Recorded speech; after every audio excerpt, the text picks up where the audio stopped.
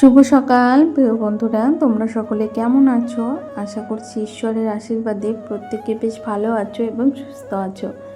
তোমাদের ভালোবাসা ও ঈশ্বরের আশীর্বাদে আমরাও প্রত্যেকে বেশ ভালো আছি। তোমাদের সবাইকে আমার আরও একটি নতুন ভিডিওতে অনেক অনেক স্বাগত। আশা করছি আজকের ভিডিওটাও তোমাদের খুব ভালো লাগবে।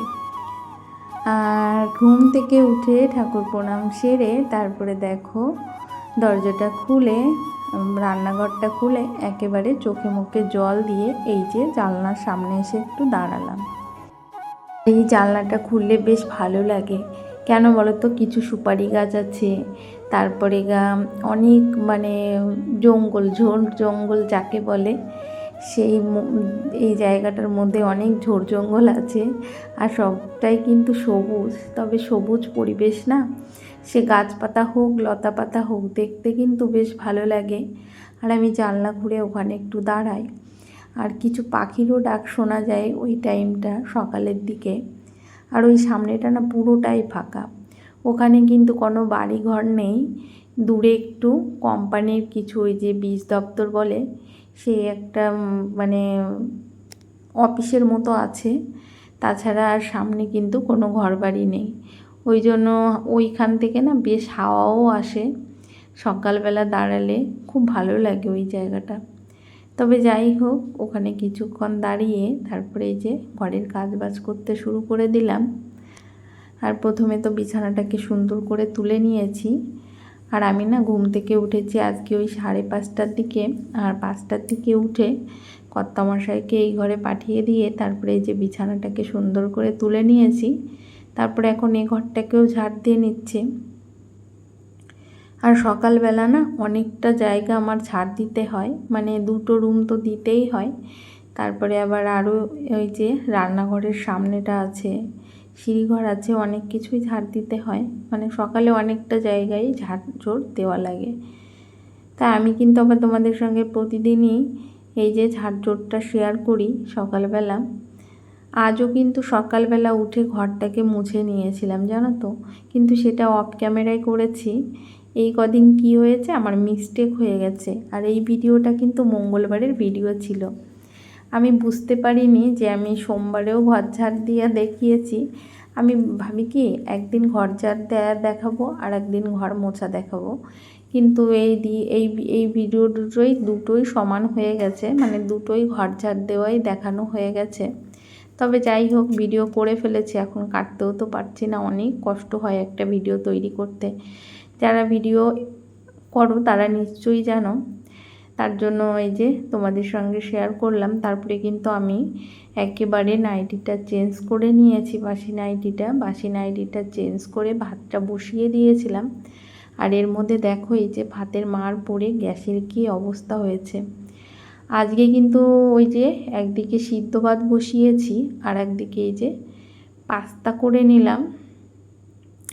ছেলেকে টিফিনে আজকে পাস্তা দিয়ে দেব, আর একটু সিদ্ধ ভাত খাইয়ে দেব, সকালে তো খেতেই চায় না।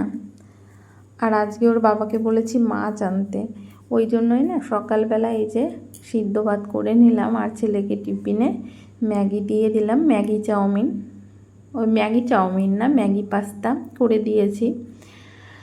আর এই যে এখন অনেকগুলো থালা বাসন পড়েছে, সেগুলোই মেজে নিচ্ছি তোমাদের সঙ্গে কথা বলতে বলতে। আর এর মধ্যে সোনার পাপাকে ডাক দিলাম, বললাম উঠে বাজারে যাও। আর সোনার পাপা আমি ডাক দেওয়ার পরপরই উঠে কিন্তু বাজারে চলে গেছে, যেহেতু বাজার থেকে আসলে আবার রান্না করব। আর ছেলেকে খাইয়ে দাইয়ে স্কুলে পাঠিয়ে দিয়েছি। আর আমার সোনামণি কিন্তু এখনও ঘুমোচ্ছে, আমার সোনামা, ও এখনও ওঠেনি, ও একটু পরেই উঠবে। ও ওই 9টা 9:30টার দিকে ওঠে, বা 9টার দিকে এরকম করেই কিন্তু ঘুম থেকে ওঠে। যাই হোক, তোমাদের সঙ্গে কথা বলতে বলতে থালা বাসনগুলো আগে মেজে নিই, তারপরে আসছি তোমাদের সঙ্গে আবারও বকবক করতে।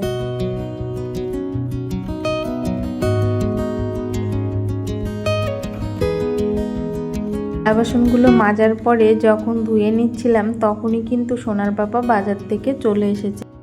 আর এই দেখো আজকে নিয়ে এসেছে কাতলা মাছ, আর আমি কিন্তু মাছটা অফ ক্যামেরায় ধুয়ে নিয়েছি। আর এই যে কিছুটা মাছ এখন রান্না করব, আর কিছুটা মাছ কিন্তু ফ্রিজে রেখে দেব। আর এই দেখো অনেকটা কাতলা মাছের তেলও এনেছে। আর এই যে ভিডিওটা দেখছো, এই ভিডিওটা কিন্তু সোমবারের ভিডিও ছিল। মানে সোমবারের দিন আমার ছেলে বাড়িতে এসেছে, আর ও বাড়ি থেকে আমার বাবা মানে আমার কাকিমা এই যে কিছুটা শাক পাঠিয়ে দিয়েছে। এগুলো কিন্তু পটল শাক, তার সঙ্গে এই যে মেস্তা শাক, তারপরে পাট শাক, তিতো পাট শাক, তারপরে পেয়ারা, একটা লেবু, চাল কুমড়ো, মানে এইগুলোই পাঠিয়ে দিয়েছেন। তাই তোমাদেরকে আবার দেখালাম আমি। তবে এইগুলোর মধ্যে সব থেকে বেশি পছন্দ হলো আমার মেস্তার শাক, যেটা আমার খুবই ভালো লাগে খেতে। আর আমার দুষ্টুটা এখানে বসে আছে। আর আমি দেখো এই যে রাতেই কিন্তু শাকটাকে ছাড়িয়ে রেখেছিলাম।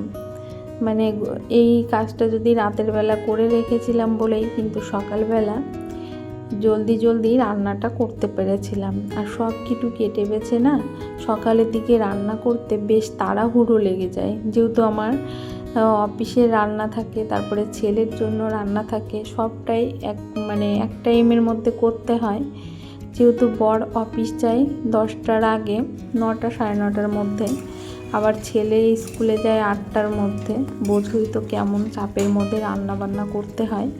তবে যাই হোক, এই যে তোমাদেরকে দুটো রেসিপি দেখালাম, শর্টকাটে দেখিয়েছি আজকে। প্রথমটা করেছিলাম হলো পটলের শাক, আর এটা হলো শাপলা দিয়ে মাছের মাথা দিয়ে এই যে একটা ঝোল তরকারি করেছি। তবে যাই হোক, রান্নাবান্না আমার হয়ে গেছে। এখন আমার টক রান্না করা হয়নি। তবে টক রান্নাটা একটু ভাবছি পরেই করবো। ওর বাবা বলছে আমি এখন টকটা নেব না, আমার অনেকটা দেরি হয়ে গেছে, যেহেতু 9:30 বেজে গেছে, ও অফিস যাবে। ওই জন্য দেখো এই যে শাপলার তরকারি আর পটল শাকের তরকারি এই দুটোই করেছি। আর এই যে ছেলে মেয়ের জন্য 2 পিস মাছ ভাজা তুলে রেখেছি, আর তার সঙ্গে মাছের তেলও আছে। আর এই যে পটল শাক দুজনকে দিয়েছি, মানে পাশের ঘরে দিদিভাইকে দিয়েছি, আর ওই জন্য একদম সামান্য হয়ে গেছে। এর মধ্যে খোকার বাবা অফিস চলে গেছে, আর আমি দেখো তারপরে এই টক শাকটা রান্না করে নিচ্ছি। আর আজকে মেস্তা শাকের রেসিপিটা কিভাবে করলাম সেটাই তোমাদের সঙ্গে শেয়ার করলাম। প্রথমে 1 পিস মাছ ভেজে রেখেছিলাম আগে, আর প্রথমে কড়াই গরম হয়ে গেলে কিছুটা তেল দিয়ে তার মধ্যে কিছুটা সর্ষে আর কাঁচা লঙ্কা দিয়ে তারপরে মাছটা দিয়েছি, তারপরে কিন্তু শাকগুলো ছেড়ে দিয়েছি। তারপরে শাকগুলোকে একটু ঢেকে দেওয়ার পরে যে একটু নরম হয়েছে, তার মধ্যে কিছুটা লবণ আর হলুদ দিয়ে এখন ভালো করে নাড়িয়ে চাড়িয়ে আবারও 5 মিনিটের জন্য ঢেকে দেব। আর তোমরা কারা কারা এই মেস্তার শাক খাও আমাকে কমেন্ট করে বলো, আমার কিন্তু ভীষণ ভালো লাগে। তারপরে দেখো 5 মিনিট ঢাকার পরে তারপরে ঢাকনাটা খুলে আবার এই যে অনেকটা গলে গেছে, নরম হয়ে গেছে, এখন আবার একটু টানিয়ে নেব। আর এটা না এই কচুর শাকের মতনই রান্না করতে হয়, খেতে কিন্তু দারুণ লাগে, টক লাগে। আমার তো ভীষণ পছন্দ হয়। তোমরা কে খাও এই টক শাক আমাকে কমেন্ট করে বলো, আমি কিন্তু ভীষণ পছন্দ করি, আবারও বলছি।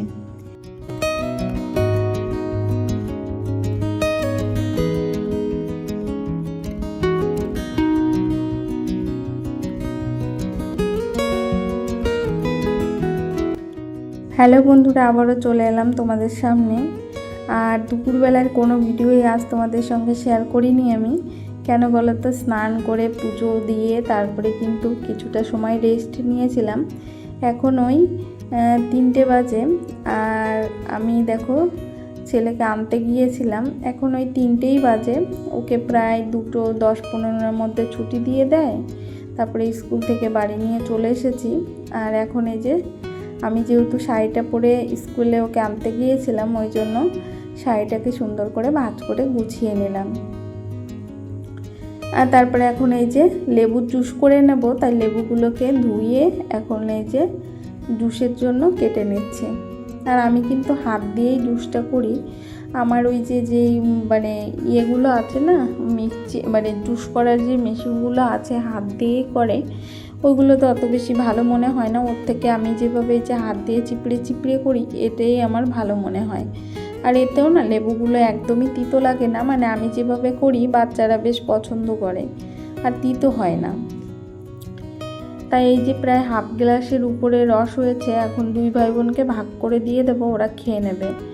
আর এখন কিন্তু ওদের দুপুরের যে খাবারটা খাওয়া হয় সেটা কিন্তু ওদের খাওয়া হয়ে গেছে। ছেলে স্কুল থেকে আসার পরে 5 মিনিট মতো রেস্ট নেয়, তারপরে ছেলেকে ভাতটা খাইয়ে দিই। যেহেতু বিকালে আবার পড়া আছে, 4টের দিকে পড়া আছে, ওই জন্য খাইয়ে দিয়েছি। আর এখন আধা ঘন্টা মতো হয়ে গেছে, লেবুর জুসটা ওদেরকে দিয়ে দিলাম, 2 ভাই বোন খেয়ে নিয়েছে। আর খেয়ে ওরা এখন রেস্ট নিচ্ছে। আর আমি দেখো এই যে ঘর বাড়ির যেই ছোট ছোট জিনিসগুলো আছে সেগুলো কিন্তু মুছে নিচ্ছি। আর আজকে দুপুরবেলা কিন্তু অনেকটা সময় রেস্ট নিয়েছি, জানো তো, অনেকটা সময়। যেহেতু ওই যে বললাম পুজো দেওয়া, তারপরে টুকটাক যেই কাজগুলো থাকে সবটাই অফ ক্যামেরায় করে মেয়েকে নিয়ে রেস্ট নিয়েছিলাম।